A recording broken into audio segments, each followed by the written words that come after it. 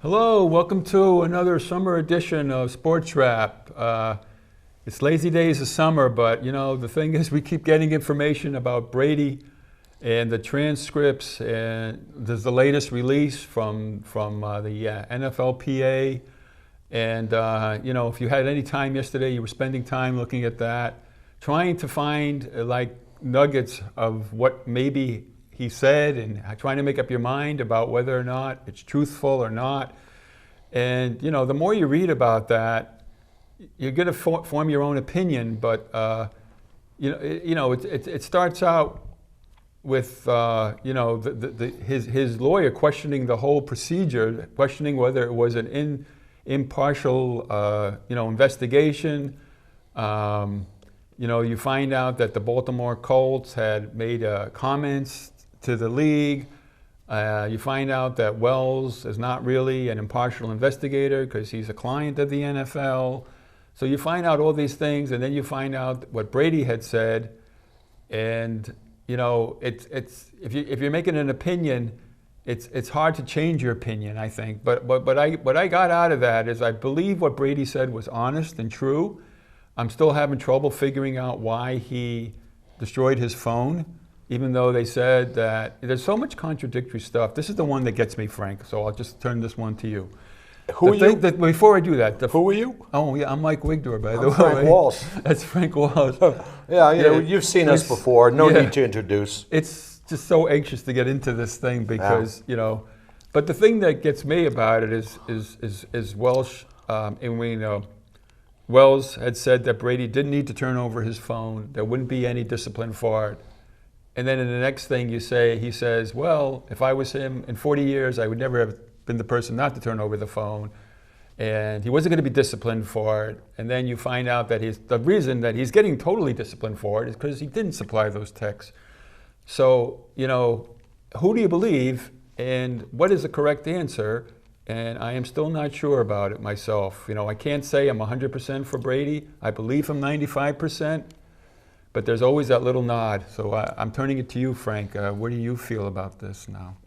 Well, are you in my boat? Yeah, I think once again, it's a lot of the same thing. It's still repetitive. I mean, there is not a lot of new information that comes out. I mean, the report that Brady says, he basically stands steadfast and is proclaiming 100% innocence.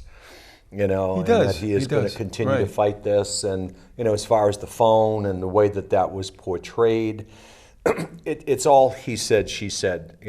The way in which it was put out that, he destroyed his phone. Right.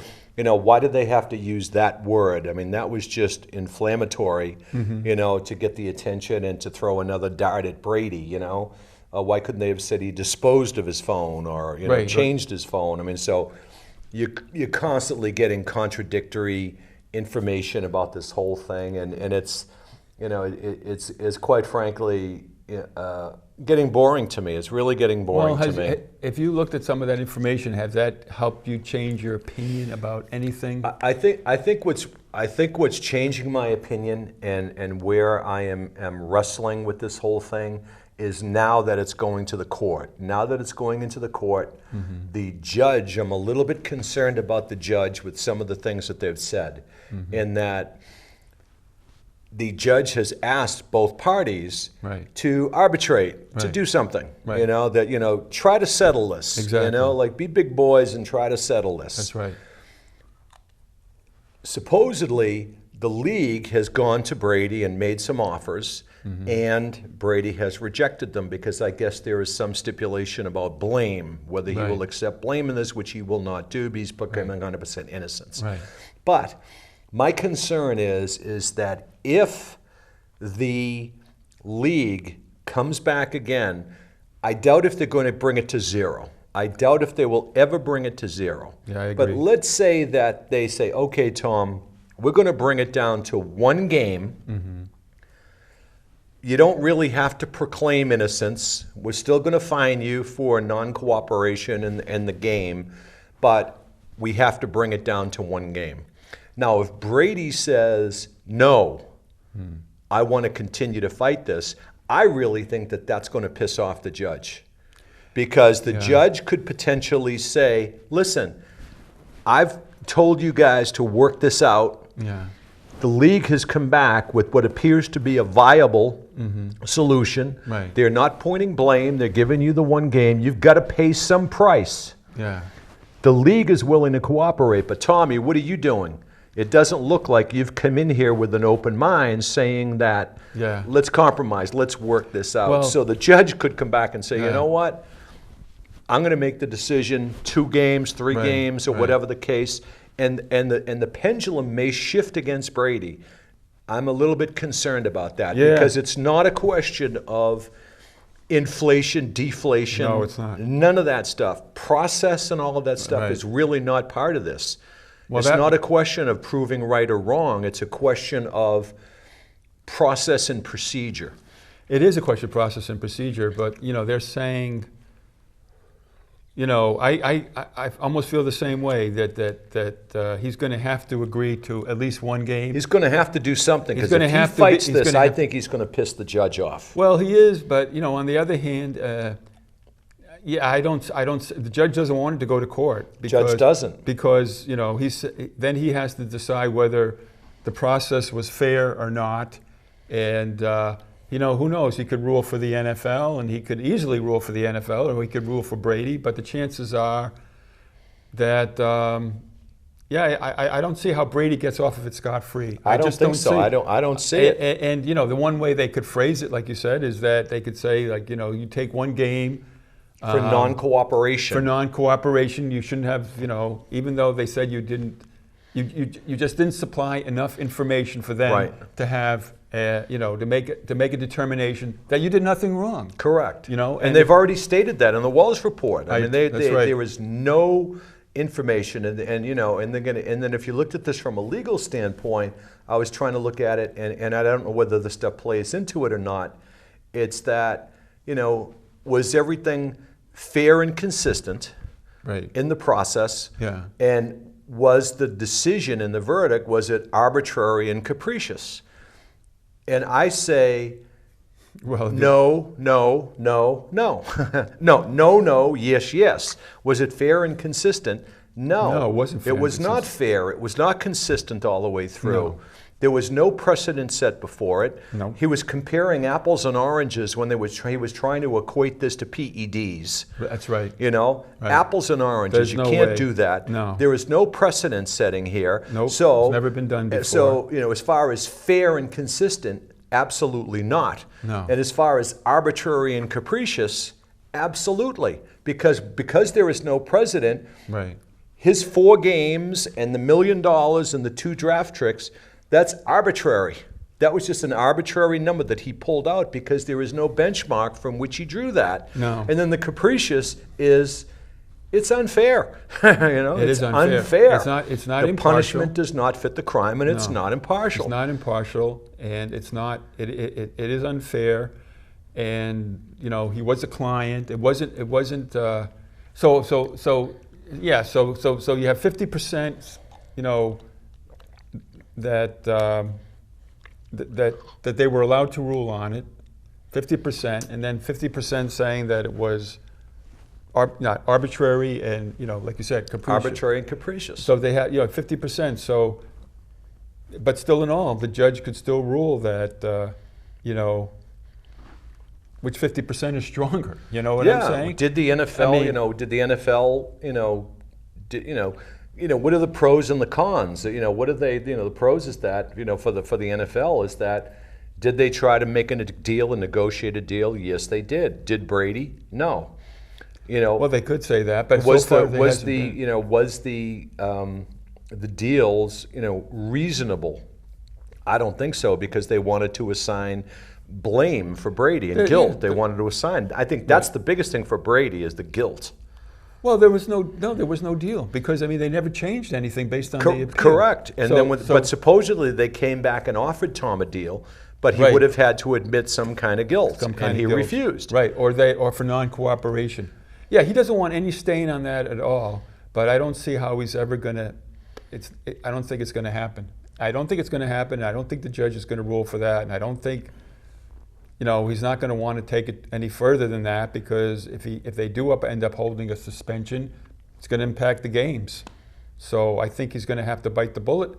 They're just going to have to put into it that, some kind of legal language about that, maybe it wasn't enough material to make a determination. Something like that, Maybe they'll have to agree on language so that it doesn't look as if Goodell caved. Goodell caved, or that Brady was a victor. Or admitting, admitting fault, and walked away as the victor. That's a valid point. I think that's a good solution, I would say. It is. And the thing of it is, it doesn't really matter, because in the court of public opinion, it's already played. Brady's guilty. He's already hanging an effigy. He's done. It's done. So if you're a New England Patriot, you'll be very happy. You'll be happy with that. We'll be happy with that. But the rest of the country will have their own views on it. But at least the season can go forward, and I don't think it's going to matter as far as his future Hall of Fame status or anything. I don't think so either. But if you look at it, this time last year and almost every other time of year at this point, everybody's talking about, the training camps and who's playing well, who's not playing well. Right. I mean, who's going to be on the roster? It's football talk. It is. The game itself has been shoveled under the rug. That's right. The team. This is all consuming. It is. The Red Sox. It's like who. I think the only time you hear the Red Sox, and maybe if they give a score every once in a while, or if they win, which is a miracle in itself. Exactly, but it's too much. It's getting to the point. It's too much. It's overloaded. It's overloaded. Very overloaded, and people are scrambling, trying to make stories out of nothing, because there's everything has been beaten up. I mean, there's every stone has been unturned, every angle, every possibility, and and it's people are making up scenarios. That's right. So how can we talk about this something different? I know. I mean, the only thing, people should let this sit. I mean, if you're a talk show host, what else is there to talk about? I mean, the Red Sox are horrible. You could talk about them, but it's not easy to talk negatively about something that's so bad. I mean, for so long, I think. I mean, I wouldn't want to. And it's all over the country too. It's all over the country. It is, and it's on national. Every major broadcaster, ESPN, every major internet thing. But the next resolution could happen on August 12th when he goes for the settlement hearing. And if that's not satisfactory, then it should be resolved. Well, they want this resolved by September 4th. They need a ruling. That's the day before the first game. So in the meantime, he could end up missing a practice for the Packers game, which is coming up. And then he could end up, that's the first game, and then he could end up missing, I think, not a pregame, maybe the pregame with the Giants. No, I think it's the Saints. Saints is coming up. So I don't know. I mean, I've heard even some other things about, let's figure out, and it was John Dennis on EEI. He was asking an interesting question. He was saying that if there was one question that you could ask, or one thing about this whole Megillah here, what one question would you want asked and answered about this? Oh, okay. Did you think of one?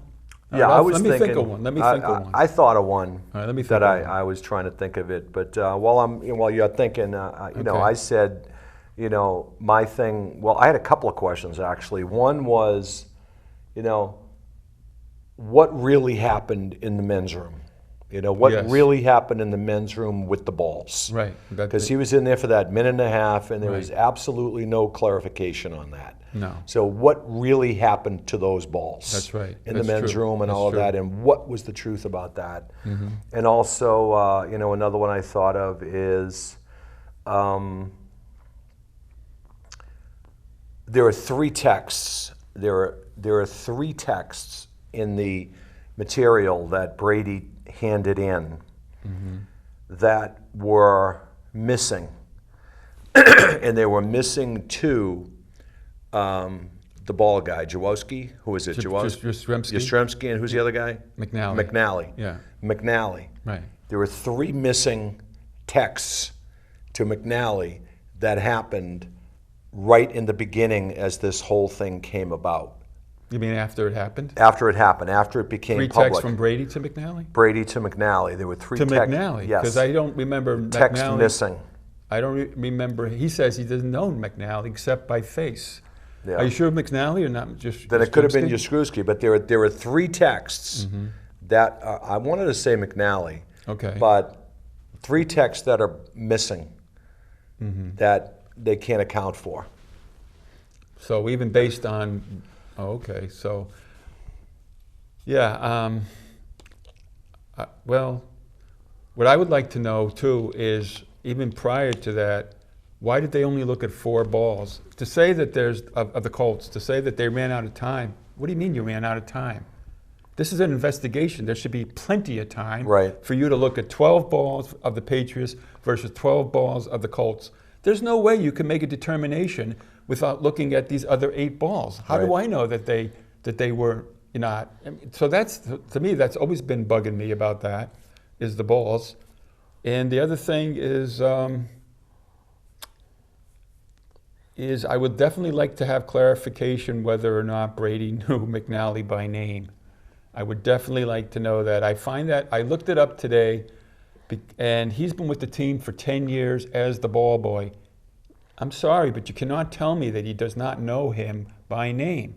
You just can't tell me that. I tend to agree. You know, I just don't buy that. And, you know, for him not to be able to say that bothers me. Because, I mean, I read the transcript, and I really want to believe him. And I believe the stuff that he wrote about the balls, where he said that, you know, he wants the balls. He goes into a whole description about how he likes the balls. He likes oil on them a certain way. He said he never knew anything about PSI until after the game. I believe that part. But if you believe that part, well, see, that's a hard part to believe. And the second thought, that you really, that's hard to believe. I agree. It's really hard to believe. And they did this under oath. Yeah. But people That's lie. another thing, But too, is lie. that he chose to go under oath. He did, He but didn't I mean, have to do that, but no, he but did. I mean, people still lie under oath. Well, you know, the old George But they're Costanza not- rule, you know, if you believe it, it's not a lie. That's true. Yeah, You know? right. Yeah, yeah. Jerry, if you believe it, It's not a lie. it's not a lie. Yeah. And Okay. they were taking a lie detector test or something about something on Seinfeld. Is that what it was? But another thing, too, is that I would really like to know is why did Goodell drop the hammer like he did? What is the real reason? Because there is more to it than this. You know, why did Goodell take the stance he took, and why is he so out for the Patriots? Is there a collusion? And, you know, that balloon has been floated out there.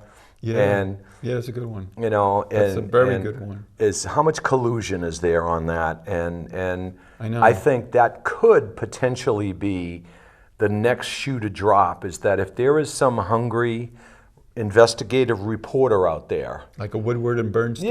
get a hungry, you know, get a Joe Battenfield or someone, Yeah. you know, get some hungry reporter To do some deep searching find into find that, a deep find throat a deep out throat, there. exactly, and find out, you know, if go to there's an these owners, underlying- find out if there was collusion, find out why, did any of the other teams, did any of the other coaches, managers, owners, you know, what was their involvement in that? How much pressure was put on Goodell? I would tap Mike Hensel's phone, because he was the Jets guy. He was a Jets guy before he became the director of player personnel. I would also go to Troy Vincent. I'd like to know what the conversation was between Vincent and Goodell. And Vincent, why was Vincent the one that made the ruling instead of Goodell? We know that Goodell is the arbitrator, not even the arbitrator. He makes decisions based on, you know, infractions. So why did he come out and go to Vincent when he's never gone to Vincent in the past?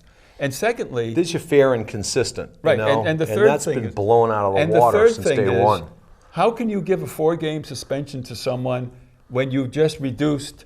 Someone just reduced a 10-game suspension to 4 for beating his wife up. There's your where's the argument There's there? your arbitrary and capricious. Exactly. It doesn't work. It doesn't work. It doesn't work. Doesn't work It doesn't at make all. sense. So No. it begs the question, why? I mean, does beg the why? question. Why is he doing that?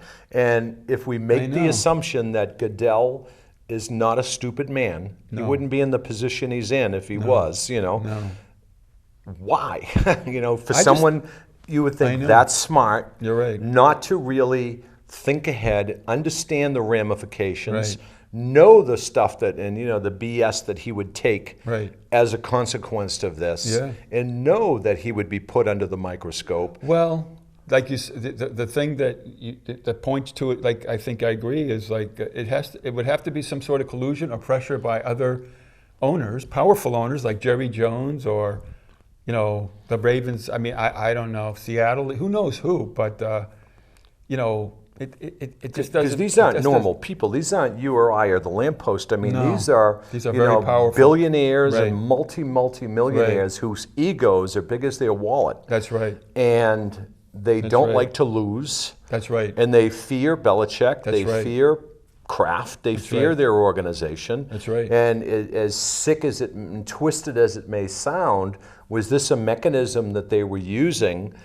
to, you know, Level the playing to field. level the playing field and say, hey, if we get Brady out for a 4 couple of games, games, or sure. if we A couple of upset their apple cart and Yeah. throw them off their mental game, which is, you know, sometimes better than their physical game, is Right. because they're so well prepared and That's so right. mentally focused. That's right. It makes up for their physical mistakes.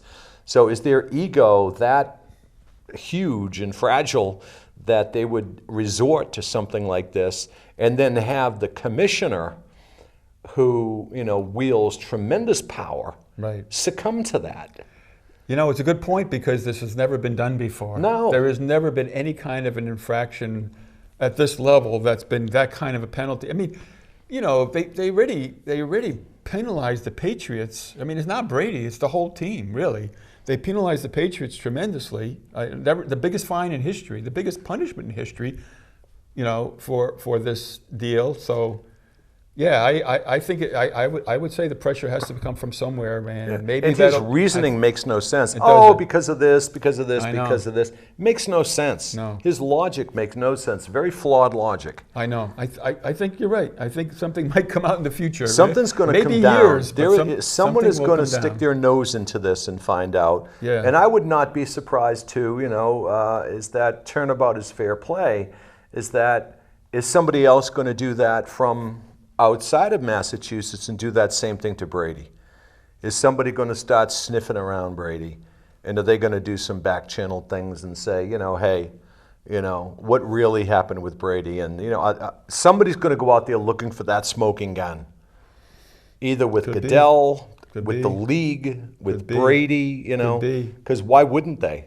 Why wouldn't they? I suppose so. Because I don't know, but it's if Brady, you know, if you're Brady challenging- walks away, you're challenging big, huge power centers, like you said. I don't know. There's so much money wrapped up in that. I don't. hey, I don't know. you know, these investigative It's a reporters. There are risk. people out there who brought down the mafia. There are That's people true. who bring down drug true. lords, and That's true. people who bring down the Whitey Bulgers of the world. That's true. You know, so there are people out there who They can could be. dig their nose into it. Yeah. You know, you get a Casey Sherman, you get a you know, someone like that, and Could happen. It get could these happen. investigators in there. It could happen. This could just be the tip of the iceberg. So- Let's hope not. But let's try to move away from this. We don't have much time left. I know. Let's just do a quick point after, perhaps.